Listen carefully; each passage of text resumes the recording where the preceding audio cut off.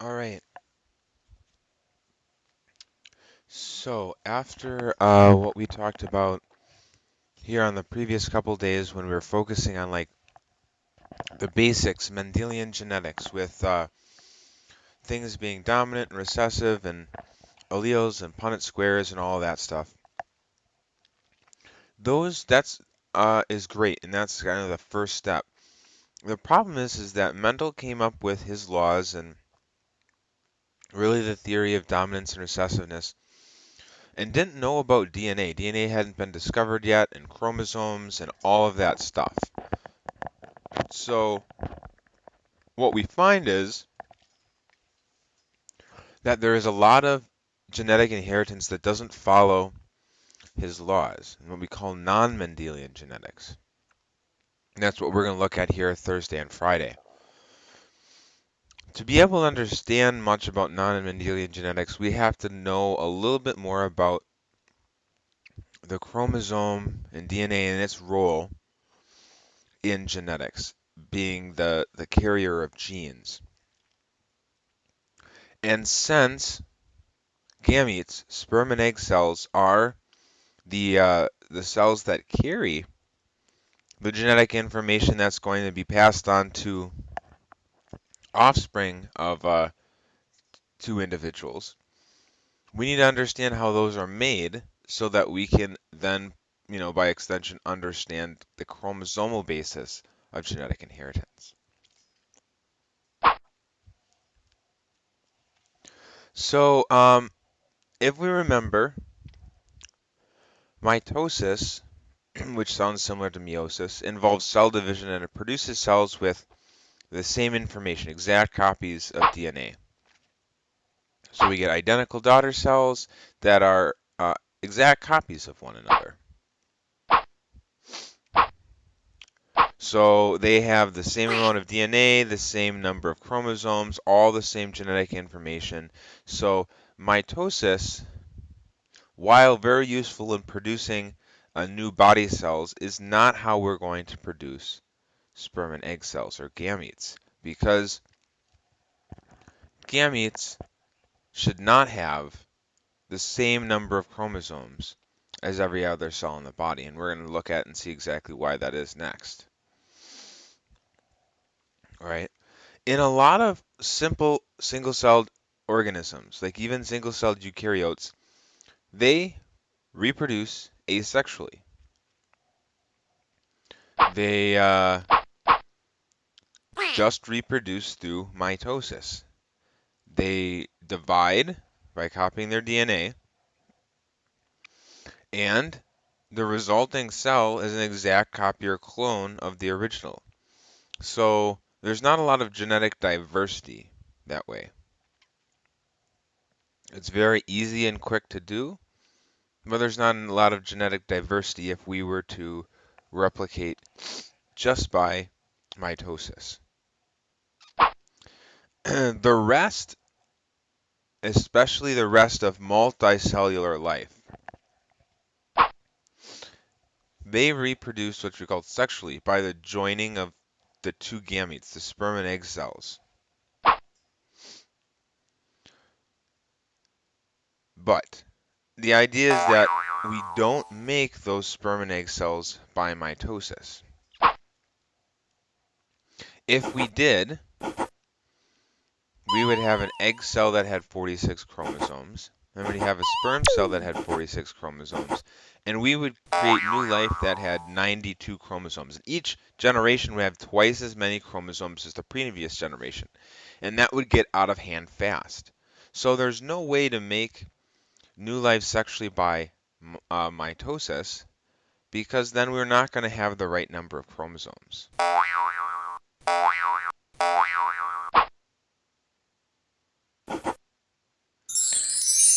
If we look at a karyotype, so a picture of all of our chromosomes, and here is what we consider, like a human female karyotype because it has two X chromosomes, and here a normal male karyotype because it has X and a Y chromosome.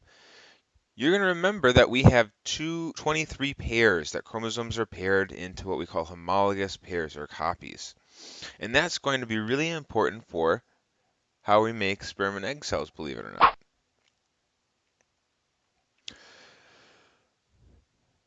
So, homologous chromosomes, like in this karyotype, are these that are paired together. Two chromosome number 1s, this is a homologous pair. Two chromosomes number 5, this is a homologous pair. An X and a Y, this is a homologous pair. Both of chromosomes of a pair of homologous chromosomes have matching genes, which means each chromosome has one allele for the same gene as the other homologous chromosome. So they both control the same inherited characteristics. In this picture, we have two homologous pair right here.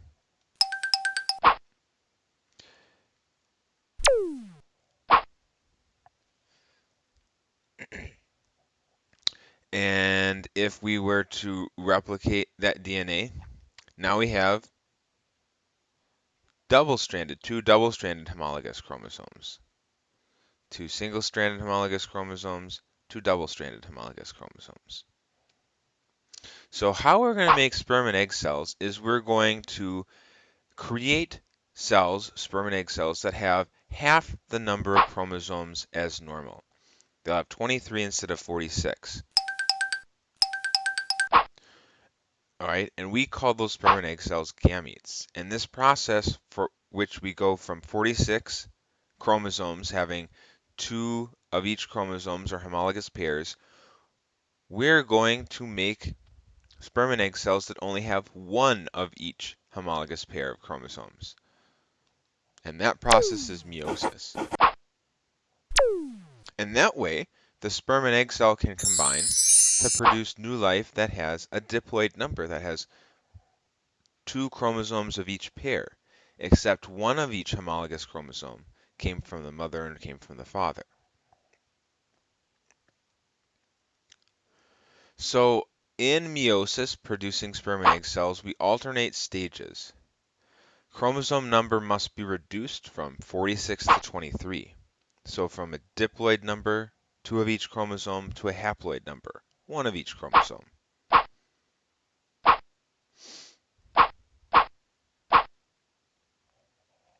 So you can kind of think of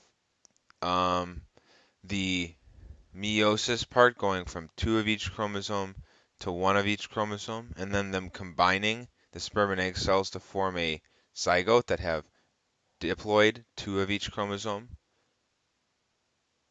And then it leading back to that whole meiosis cycle again, where we have it to go back to one to each chromosome. So it's a kind of a cycle between haploid and diploid.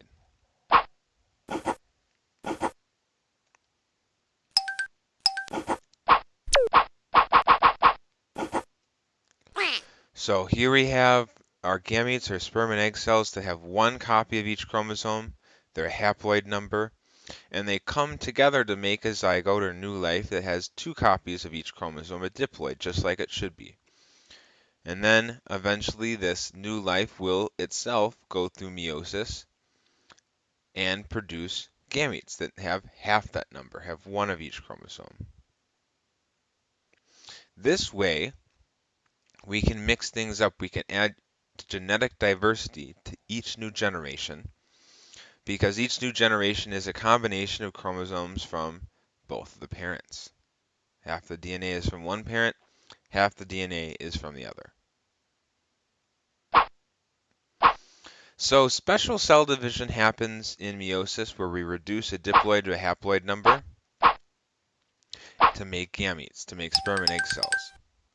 So meiosis evolved from mitosis. So stages and kind of the process that it happens is very similar, but they are radically different in many aspects. So just a disclaimer, it could be easy to confuse both of them since they are very similar, but critically different at stages. Make sure that since we've already talked about mitosis, we pay specific attention to the differences between meiosis and mitosis. So, as an overview, we're basically going to go through two sets of division. And so we're going to label the phases of meiosis with a 1 and a 2. And you'll see very similar names: interphase 1, prophase 1, metaphase 1, anaphase 1. All right? And then we'll go through the same thing again: telophase 1, prophase 2, metaphase 2, anaphase 2, telophase 2. So, when we are all done, we're going to end up producing 4 daughter cells from one parent cell, which is different from mitosis, where we produce 2 parent cells or 2 daughter cells from one parent cell. So in meiosis, we're going to go through all the stages of mitosis 2 times to go from one parent cell to 4 daughter cells.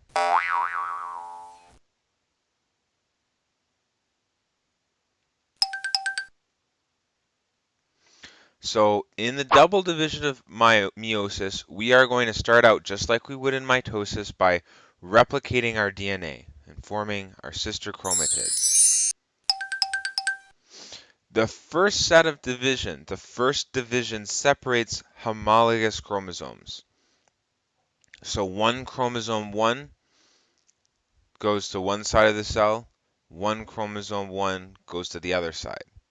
So we have, okay, one homologous chromosome after the first set of divisions. So the first set of divisions in meiosis, at the end of meiosis 1, we have 2 intermediate daughter cells. I'm going to call them intermediate daughter cells because we're not all the way done, that have 1 out of the 2 homologous chromosomes.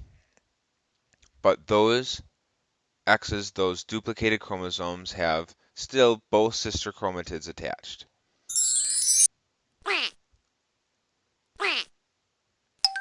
After the second division, we will have separated those sister chromatids left from meiosis 1 and end up with 4 daughter cells, 2 of them that have 1 sister chromatid from the first homologous chromosome and 2 daughter cells that have 1 of the sister chromatids from the second homologous chromosome.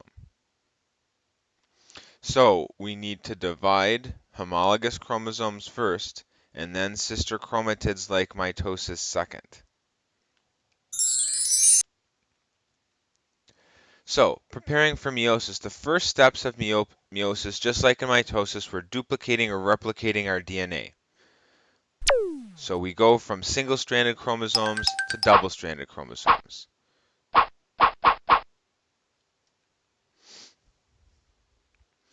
The reason that things are duplicating, you might say, why bother, is because meiosis evolved after mitosis. And so it was easier, evolutionarily speaking, to modify the process of mitosis in specific cells rather than to create a new process from scratch. Okay, that's why this replication occurs. It's an artifact or remnant from ancient times when meiosis had first evolved. In meiosis 1, the first division of meiosis, we separate homologous pairs. One chromosome 1 goes to this side, one chromosome 1 goes to this side, one chromosome 2, one chromosome 2, all the way down the line.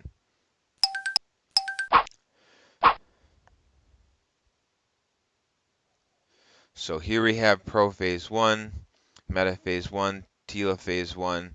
We have separated homologous chromosomes. All right, different copies of the same chromosome go to different intermediate daughter cells. So we also say that the first division of meiosis separates homologous pairs, copies of the same chromosome. In meiosis 2, we separate sister chromatids. And so this is very much like mitosis, when they line up across the metaphase plate and we end up separating sister chromatids, so we're back to cells that only have single-stranded chromosomes. So meiosis 2 is very much like mitosis. Meiosis 1 is different since we're separating homologous chromosomes in meiosis 1. And that's how we get 4 ending daughter cells. So, the steps of meiosis. In meiosis 1, we go through interphase, prophase 1, metaphase 1, anaphase 1, telophase 1. And then in meiosis 2, prophase, metaphase, anaphase, telophase 2. In the first set of divisions, we separate homologous pairs. And in the second division, we separate sister chromatids. This is why these words, homologous chromosomes and sister chromatids, become really important to differentiate, because we need to know the difference to understand the difference in meiosis 1 and meiosis 2. So here are some pictures of the first steps in meiosis and the second steps. The one other thing I need to mention that's very different from mitosis is what's called crossing over. So during prophase 1, and only prophase 1, this can't happen in prophase 2, sister chromatids from between two homologous chromosomes, like right here, they overlap or they intertwine, they kind of wrap around each other. You can kind of see it like this. And they don't always do this, they can actually swap pieces between them. Part of this blue chromosome could break off and attach to the red one, and part of the red one could break off and attach to the blue one. That can happen during this time. It doesn't always happen, it's actually kind of a rare thing, but it happens often enough that we need to mention it. So for example, in one whole meiotic cycle where we're creating a sperm or an egg cell from a given cell, it might happen once to one of the homologous pairs. So now we have two different chromosomes that have pieces from each other. This is called crossing over. It's called crossing over.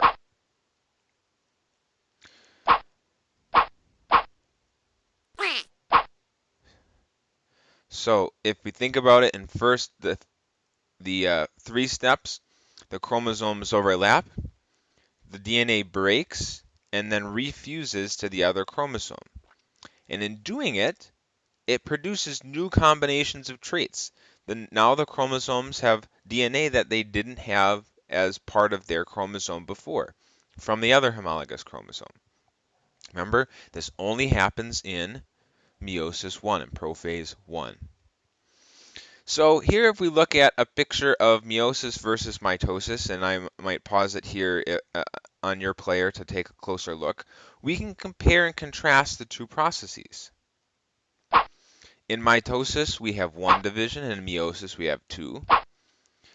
In mitosis, each daughter cell is genetically identical, where in meiosis, each daughter cell is genetically different.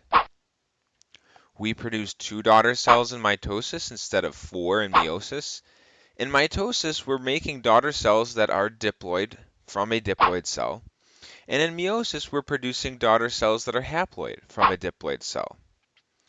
Mitosis produces cells for growth and repair, where meiosis produces gametes.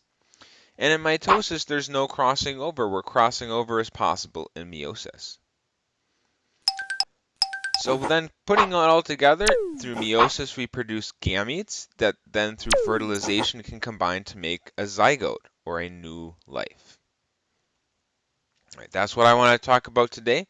See you in our Zoom session.